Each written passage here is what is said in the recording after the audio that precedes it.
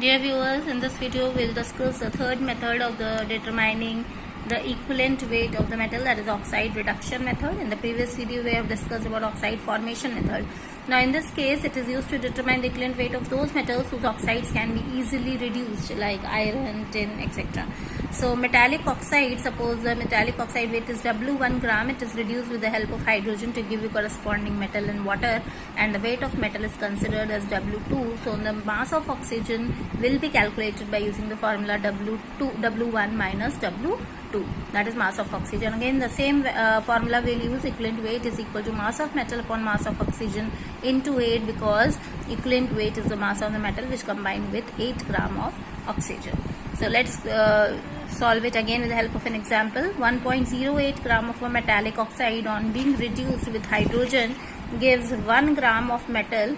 Calculate equivalent weight of metal. So again in this case we'll first calculate the mass of the oxygen that combines with 1.08 gram of the metal. So mass of oxygen that combines in 1.08 gram of metal is equal to 1 gram of metallic oxide, 1.08 gram of metallic oxide minus 1 gram of the metal, that will be equal to 0.08.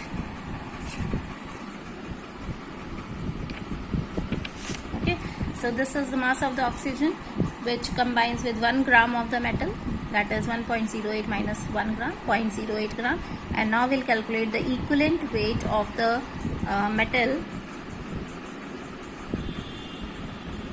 that is equal to mass of metal, that is here 1 gram, divided by mass of oxygen, that is 0.08 gram, that we have calculated above, and into 8, and this will give you this will be equal to 100 gram. We will remove this decimal from here and we will cut this 8 and 8 and you will get it as 100. So 100 is the equivalent weight of the metal in this case. In the next video we'll discuss the fourth method, that is chloride formation method of the determining equivalent weight of the metal.